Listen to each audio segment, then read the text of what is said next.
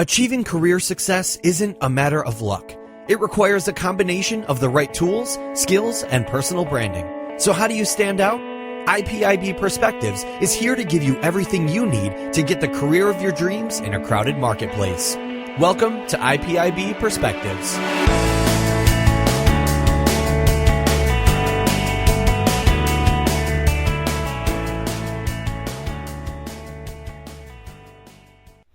Hello, good morning everyone. This is Hank from IPIB. Thank you for staying tuned with us. Today we are going to resume our last time topic, personal branding and design. Our interviewee is Robert Heckler. Thank you. Okay, Robert, because you are a good designer, I believe that you have some criteria to teach our audience that who is a good designer and how to choose a designer that fits you very much. Could you tell us that your criteria? Sure. Like if I was looking for a designer, and this is what I tell other people too when I hear that they're looking for different kinds of designers. There's lots of things to look out for, and it's not always easy to find a good designer, but also a good designer that matches what you want. Okay.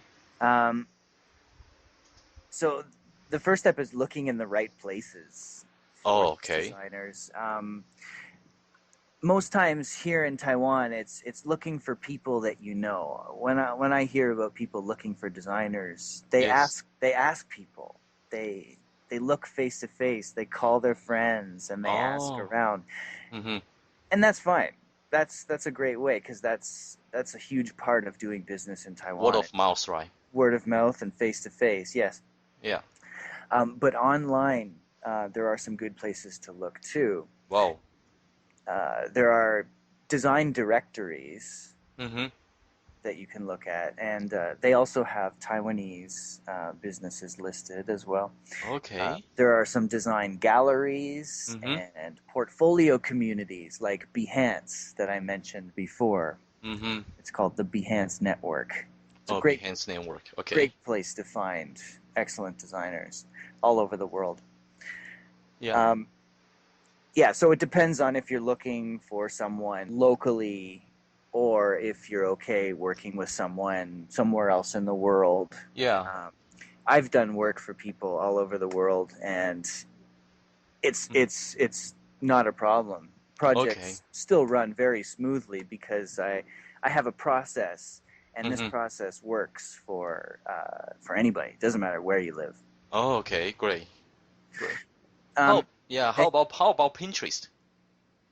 Pinterest is I not just know that this is a portfolio, it's a showcase. Would you recommend people to look at probably from the Pinterest and then try to search for the designer over there, or no?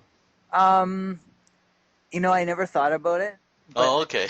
I don't know if that would be a good place, just because when I'm pretty active on Pinterest actually, and I don't see too many people posting their own work. Like a little bit, but it's hard to find. Okay. Mostly you just see people repinning everything else.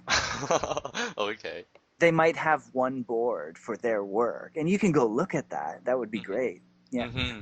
But I think it would be better to specifically go to design galleries and portfolio communities to find these people. Okay, I think that would be very, very good resources for our audience. Yeah. Okay. So anything else? Oh yeah, I got lots more actually. You can share probably some importance for you. Very, very important. Sure. Price is a big one. Sure. Especially in Taiwan. What I've found working with people in Taiwan, they always ask for a price first. Oh, yeah. And this is not just Taiwanese people, but people from all over the world who live in Taiwan. Yeah. Okay. They just, I don't know, it's very important to them, and that's understandable, but when looking for good design, cheap design usually won't do the job. Okay. Yeah. Fully agree. So it's just be careful when looking at price alone. I think it's important to look at previous work that they have done. And when looking at their work, look at their descriptions of the work. Yeah. Because design is communication. So yes, you can have a beautiful logo design. Yeah. But if that logo doesn't match what the project is and what the target market is, then it's not effective. It doesn't work. Yeah, that's true. So it's very important to know how that logo was being used, how that design was, what the requirements were for that design in the very beginning, and do they match? Yeah. Also, look for a designer who matches the style of design that you want. It's very important as well. This is important because it works on both sides. If you find someone that matches your style, you will get what you like in the end. Okay. And the designer will be more comfortable because they are working in an area that they like. They like that style. They work in that style. So it's easier for them to do things for you within that style. Yeah, sorry for interrupting. So, Robert, you mean the style means you mean a graphic style, a work style, or personality style? What I was talking about is graphic style. Okay. Design Thank style. You. Design style. Mm-hmm.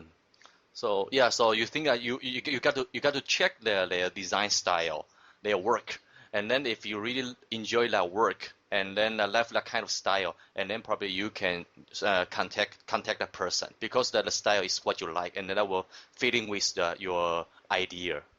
Yeah, definitely. And contact them.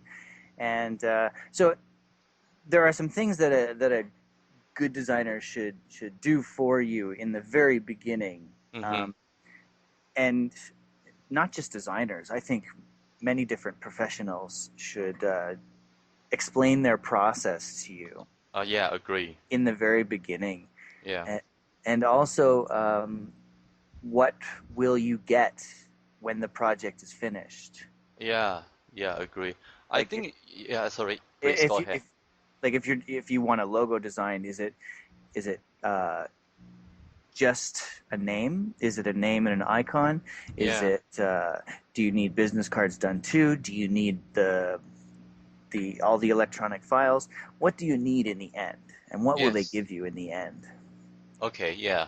Agree. I think that describing or explaining your whole process is very critical because as Robert you mentioned a lot of people sometimes when they want to ask for a design, they will ask the price or not, but the price is not. I think that the price is very important, but quality is always the most important issue. And then if you describe your process and you explain your process, and then you will make your prospects or your customer know why they should pay sensible investment to you. I think that I use the complete process explanation can support your investment. I think. Mm-hmm. Yeah, it comes down to the value. Yeah, that's true. Of that design and what it brings you in the future. Yeah. Usually, the prices for design work. They aren't determined by how many hours it takes. Okay. They're determined by many other things, like the complexity of the project and what it's being used for, where it's going to be shown, and what needs to be delivered in the end. Even the experience of the designer. Because all of these things are more accurate for figuring a price. Not the hours of design that it takes. Yeah, that's true. You remind me of a saying I recently heard of. For someone who wants to invest in a professional service such as design or personal branding or resume writing, you are not just buying the product, but you are buying this person's expertise and the knowledge and experience. Exactly. Because this person has already accumulated many years of experience, so he knows what does it need to do or what is the way that will cause some failure. So this is very, very precious lessons. If you pay peanuts, you always get monkeys. Yeah. Actually, there was this little anecdote about Picasso, and somebody asked Picasso to do a painting for her, and she asked him to do a specific type of painting, and so he went over to his canvas, and he took his paints, and he did this painting, and it was about 10 to 15 minutes later, he was done. Okay. And he brought it back over to the woman, and he said, "Okay, that'll be $500." And she said, "What? That only took you like 10 minutes. Yeah. Why is it $500?" And he said, "No, that took me years of my life to learn how to do that in 10 minutes." Yeah, right. Wonderful example. Okay, great. So you also mentioned that, a good designer usually they will take the investment upfront, right? Yeah, most professional designers. Yes. Well, if any designer calls themselves professional, then yes, they will take an upfront payment.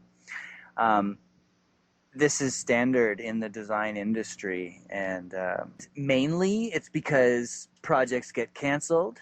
Okay. And projects change. Mm-hmm.